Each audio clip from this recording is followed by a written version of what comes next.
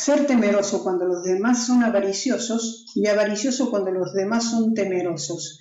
Y actualmente el miedo está muy expandido. Frase de Warren Buffett, octubre del 2008. Y hoy comenzamos con el capítulo de Prepárate para un periodo bajista. El libro de Inquebrantable de Tony Robbins, que está dividido en 3 partes, como ya dijimos anteriormente en los otros videos, hoy estamos viendo el último capítulo de la segunda parte y pronto comenzaremos con la última parte del libro que se denomina La psicología de la riqueza. Así pues, como siempre, te sugiero que te suscribas al canal. Llegarás incluso a celebrar la llegada de periodos bajistas, ya que generan oportunidades únicas para buscadores de chollos con un carácter imperturbable. Como veremos más adelante en el capítulo, hay 2 maneras de prepararse para soportar los vaivenes del mercado. Primero, necesitas que tu asignación de activos sea la correcta. Una manera elegante de referirse a la proporción que tu cartera dedica a diferentes clases de activos, como acciones, bonos, propiedades inmobiliarias y otras inversiones alternativas. Segundo, que tu posición sea lo suficientemente conservadora, guardando algo de dinero para los momentos más difíciles, como para que no te veas obligado a vender mientras las acciones están devaluadas. A mi modo de ver, el 90% del éxito de sobrevivir a una fase bajista depende de cuáles hayan sido los preparativos. Esto es lo que nos enseña más de un siglo de historia. Aunque las perspectivas a corto plazo sean terribles, la bolsa siempre repunta. ¿Por qué habrías de apostar entonces en contra de esta solidez y esta capacidad de recuperación demostradas? Esta visión histórica me proporciona una imbatible tranquilidad. Los mejores inversores saben que después de la tormenta siempre viene la calma. Warren Buffett aprovechó el momento en que los mercados estaban siendo castigados por el embargo árabe de crudo y por el Watergate de 1974 para invertir agresivamente. Mientras cundía el desánimo entre la gente, él se mostraba optimista y hasta declaró en la revista Forbes: ahora es el momento de invertir y hacerse rico.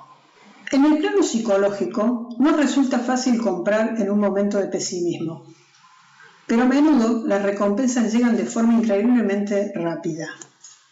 El Standard Poor's 500 tocó fondo en octubre de 1974 y después se elevó un 38% en los 12 meses posteriores.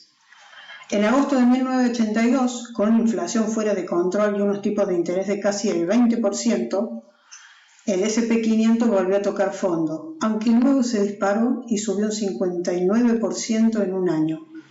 Imagínate cómo se sintieron los inversores que se dejaron llevar por el pánico y vendieron sus participaciones en pleno mercado bajista. No solo cometieron el tremendo error de consolidar sus pérdidas, sino que también desperdiciaron la oportunidad de lograr grandes ganancias cuando el mercado remontó. Este es el precio del miedo. Durante el año 2008, durante el periodo que duró la quiebra, continuamos invirtiendo en bolsa masivamente en nombre de nuestros clientes.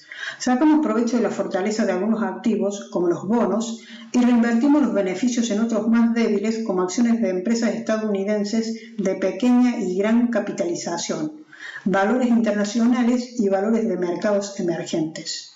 En lugar de apostar por empresas individuales, compramos participaciones en fondos indexados con el fin de obtener una diversificación instantánea a bajo coste en mercados absolutamente devaluados.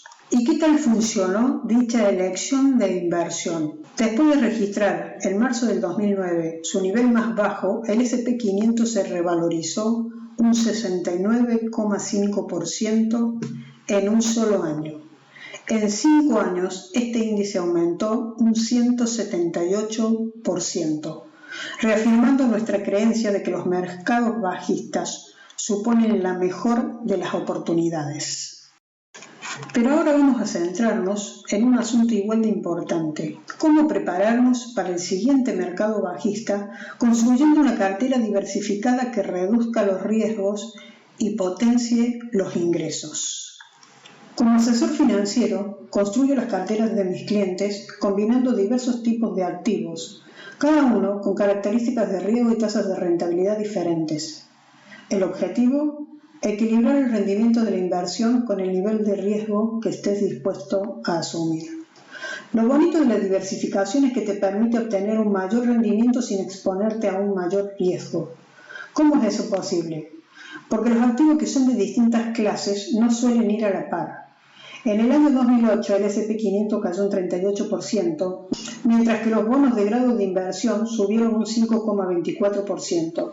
Aquellos que tenían acciones y bonos corrieron menos riesgos que los que solo tenían acciones. Veamos ahora las principales clases de activos que podemos combinar y que nos ayudarán a alcanzar nuestro sueño dorado. El video no va a ser corto, pero siempre te sugiero que te quedes hasta el final. Comenzamos con las acciones. Una acción no es un billete de lotería. Al invertir en acciones pasas de ser consumidor a ser propietario. ¿Cuánto puedes ganar si inviertes en acciones? Es imposible de predecir. A lo largo de más de un siglo, el mercado bursátil se ha revalorizado una media de entre un 9 y un 10% anual, ya que nos reflejan la volatilidad de las acciones en todo ese tiempo. No es algo infrecuente que los mercados caigan de un 20 a un 50% cada pocos años. Por término medio, esto pasa una vez cada 4 años. Al mismo tiempo, es bueno saber que el mercado genera beneficios en 3 de cada 4 años. Con el tiempo, la economía y la población crecen y los trabajadores se vuelven más productivos. Esta expansión económica consigue que las compañías sean más rentables, lo que provoca un aumento en el precio de las acciones. ¿Entiendes ahora por qué compensa invertir a largo plazo en la bolsa de valores? En resumidas cuentas, las malas noticias son grandes amigas de los inversores. Te recomiendo no olvidar nunca esta frase. A largo plazo, las noticias sobre el mercado volverán a ser buenas. Si realmente entiendes lo que significa, te ayudará a ser más paciente, a mostrar una voluntad imbatible y finalmente a ser rico. El mercado casi siempre crece durante un periodo de 10 años. Pese a todo, no hay garantías. Lo peor que te puede pasar es verte forzado a vender durante un ciclo bajista prolongado. ¿Cómo puedes evitarlo? Para empezar, no vivas por encima de tus posibilidades ni te endeudes demasiado. Intenta siempre mantener un colchón financiero para que si necesitas efectivo, no tengas que vender tus acciones en pleno desplome del mercado. Una manera de crear y mantener ese colchón es invirtiendo en bonos. Cuando compras un bono, estás prestando dinero al gobierno, a una empresa o a alguna otra entidad. Los bonos son préstamos. Adquieres un bono del tesoro, un bono municipal o un bono corporativo. Cuando le prestas a una compañía de menor fiabilidad, se trata de un bono de alto riesgo y se llama bono basura. De nuevo, se trata de intercambiar riesgo y recompensa. Las agencias de calificación como Moody's utilizan términos como AAA para clasificar los riesgos crediticios. El otro factor crítico que debemos tener en cuenta es la duración del préstamo. Hay una razón muy simple que explica que se obtiene un mayor beneficio cuanto a más largo plazo sea el crédito, pero también el riesgo es más elevado. Como podemos ver en el libro, nos da diferentes reglas a seguir y por qué de cada cosa. ¿Por qué se deben invertir en tal cosa? ¿Qué es lo que representa? Es muy importante todo lo que nos está diciendo en este capítulo, por si se acerca un mercado bajista y cómo lo debemos aprovechar. ¿Por qué las personas invierten en bonos? Porque son mucho más seguras que las acciones. Los bonos son una clase de activo que proporcionan un rendimiento positivo anual el 85% de las veces.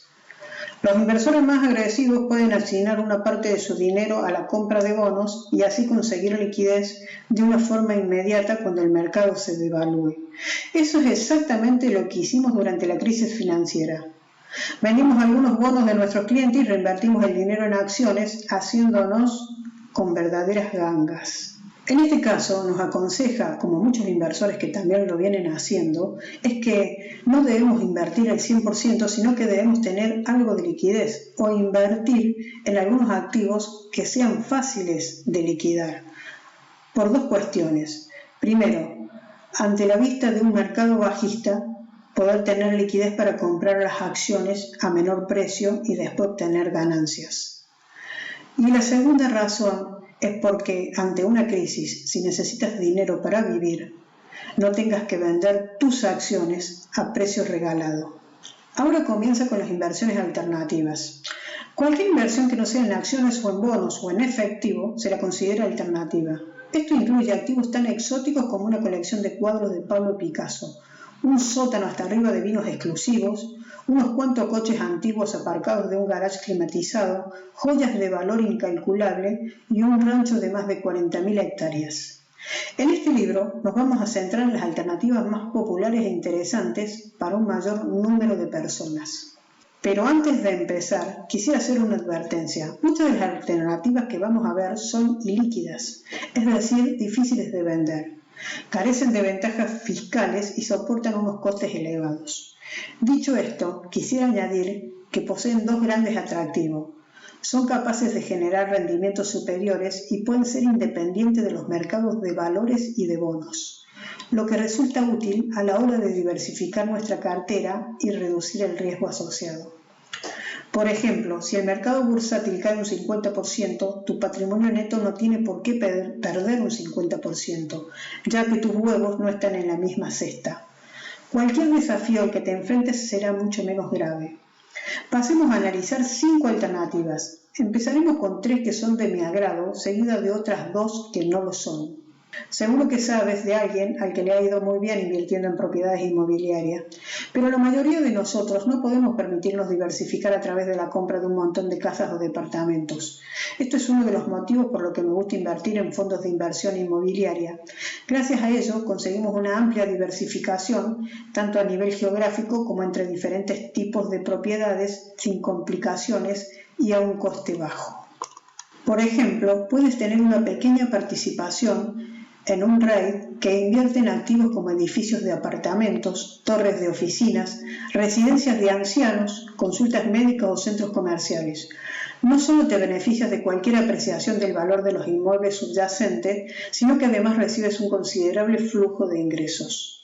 La segunda inversión alternativa y que a él le gusta es el fondo de capital privado. Los fondos de capital privado invierten el dinero en comprar empresas o parte de ellas. Luego añaden valor a esa inversión a través de diversas iniciativas. Por último, tratan de vender la compañía a un precio mucho mayor. Pero la inversión mínima es normalmente de $10 millones. Nuestros clientes pueden participar a partir de $1 millón en los fondos de inversiones que ellos tienen. Con esto nos dice que los fondos de capital privado por lo general son para aquellos que tienen ya varios millones de dólares y que pueden ingresar a este tipo de fondos. Por último habla de la tercera inversión que le gusta, que son los MLP, sociedades limitadas que cotizan en bolsa y que invierten en infraestructuras relacionadas con la energía, como oleoductos y gasoductos. ¿Cuál es su atractivo? Tal y como comentó Tony en el capítulo anterior, a veces recomendamos invertir en MLP porque genera una gran cantidad de ingresos con bonificaciones fiscales. Quizás no sea una opción válida para muchos inversores, especialmente si eres joven, pero resultan estupendos para aquellos inversores de más de 50 años que poseen una cuenta abultada y sujeta a gravamen. Ahora pasemos a las dos últimas alternativas de inversión que no le gustan a Tony Robbins. La primera de ellas es el oro. Tanto las acciones como los bonos, los productos básicos energéticos y el mercado inmobiliario han rendido más que el oro a lo largo de la historia, así que no cuenten conmigo. Algunas personas están absolutamente convencidas de que el oro es la mejor protección frente a un desastre económico. Sus argumentos se basan en que este metal se convertiría en la única moneda de cambio real si la economía se viniera abajo, la inflación se disparase o el dólar se derrumbara. Mi opinión, el oro no genera ingresos ni es un recurso básico. Como dijo Warren Buffett, excavamos en África o en cualquier otro lado para conseguir oro. Tras hacerlo, lo fundimos, lo metemos en otro agujero y lo enterramos otra vez, poniendo gente a su alrededor para vigilarlo. No tiene ninguna utilidad. La última inversión que tampoco le gusta a Tony Robbins es el fondo de inversión de alto riesgo. ¿Por qué? Porque aunque algunas de estas sociedades privadas hayan conseguido ofrecer unos resultados extraordinarios a lo largo de muchos años, suponen una infama minoría y además los fondos de mayor éxito no suelen aceptar nuevos inversores. El problema es que los fondos de alto riesgo parten con una gran desventaja en todas las principales categorías: comisiones, impuestos, gestión del riesgo, transparencia y liquidez. Vamos a pasar a la última parte de este capítulo. Venzamos al mercado bajista. Estrategia personalizada de asignación de activos. Ahora ya conoces los ingredientes, pero te falta saber cómo combinarlos para elaborar el plato perfecto. La verdad es que no existe un método universal. Aún así, muchos asesores emplean una estrategia estándar a la hora de asignar activos, haciendo caso omiso a las distintas necesidades de su cliente. Una estrategia habitual, aunque equivocada, consiste en utilizar la edad de una persona para determinar el porcentaje de bonos de su cartera. Por ejemplo, si tienes 55 años, los bonos representarán el 55% de tu cartera. En mi opinión, esto es desproporcionadamente simple. En realidad, el tipo de activos que poseas en tu cartera debería tener en cuenta tus circunstancias personales. Después de todo, una madre soltera de 55 años que está ahorrando para la universidad de su hijo tiene unas prioridades diferentes a las de un empresario de su misma edad que acaba de ganar millones vendiendo su negocio y desea dedicarse a las obras benéficas. No tiene ninguna lógica pensar que sus necesidades son iguales solo porque ambos tienen la misma edad. Entonces, ¿cuáles son los factores que deberíamos de considerar para conseguir una asignación de activos exitosas? A mi modo de ver, la pregunta a la que tanto tú como tu asesor financiero tenéis que responder es: ¿qué clases de activos te van a ayudar mejor a moverte de donde estás ahora hasta donde tienes que estar? Dicho de otra forma, el diseño de tu cartera ha de basarse en tus necesidades concretas. Tu asesor debería empezar por tener bien claro dónde estás hoy, tu punto de partida, cuánto estás dispuesto a ahorrar y en qué condiciones, cuánto dinero vas a necesitar y cuándo lo vas a necesitar. Una vez que todo esté bien definido, lo siguiente sería darte las instrucciones personalizadas para alcanzar tu meta. En cualquier caso, digamos que precisas de una rentabilidad anual del 7% durante 15 años para poder jubilarte. Tu asesor podría concluir que en ese caso que deberías invertir un 75% de tu cartera en acciones y un 25% en bonos. Da igual que tengas 50 o 60 años. No lo olvides, son tus necesidades las que determinan tu asignación de activos, no tu edad. Un asesor experto configurará tu cartera para que se ajuste a tu situación financiera particular. Otro asunto importante es la creación de un plan de acción personalizado que minimice el impacto fiscal. Si tus inversiones han tenido buenos resultados y al venderlas perdieses un montón de dinero debido a la tasa impositiva de la plusvalía, lo primero que haría un asesor experto sería evaluar el impacto fiscal vinculado a la venta de estos activos. La clave reside en encontrar un asesor que sepa adaptar tu cartera a tus necesidades concretas. Aplicar un sistema estandarizado a la hora de asignar activos puede tener efectos desastrosos. El video se ha hecho un poco largo, pero es muy interesante. Este capítulo lo releí varias veces para tener en cuenta todo lo que nos está diciendo con referencia a la asignación de activos. Antes de finalizar este capítulo, me gustaría compartir contigo unas cuantas reglas básicas a la hora de construir tu cartera. La asignación de activos es el principal factor del rendimiento. Es por ello que dictaminar el equilibrio justo de acciones, fondos, bonos y otras alternativas es la decisión de inversión más importante que tomarás nunca. Moraleja: no apuestes nunca tu futuro a un solo país o a un solo tipo de activo. Usa fondos indexados como base de tu cartera. Nuestros clientes son acciones de Estados Unidos e internacionales. Usamos fondos indexados porque nos ofrecen una amplia diversificación a un coste bajo y superan a casi todos los fondos de gestión activa a largo plazo. Tercero, dispón siempre de un colchón de liquidez, una proporción adecuada de inversiones que producen ingresos como bonos, inversiones inmobiliarias, la MLP y acciones que pagan dividendos. También diversificamos al máximo dentro de esta clase de activos, por ejemplo invirtiendo en bonos del Estado, municipales y corporativos. Si las acciones se desploman, podemos vender algunas de estas inversiones generadoras de ingreso idealmente bonos ya que son activos líquidos, y emplear las ganancias en comprar valores rebajados. La regla del 7. Nos gusta que nuestros clientes tengan el equivalente a 7 años de ingresos invertidos en activos como bonos o MLP. Y si no puedes ahorrar tantos años de ingreso, comienza con un objetivo factible y ve subiéndole la cantidad poco a poco. Podrías empezar ahorrando 3 o 6 meses de rentas y luego ir aumentando la cantidad a lo largo de los años hasta que alcances la meta. Nunca hay que subestimar el enorme poder que tiene un plan de ahorro combinado con el interés compuesto a largo plazo. Otra regla muy importante: reequilibra. Soy un gran defensor del reequilibrio, es decir, hacer que nuestra cartera retorne a su asignación de activos inicial de forma regular.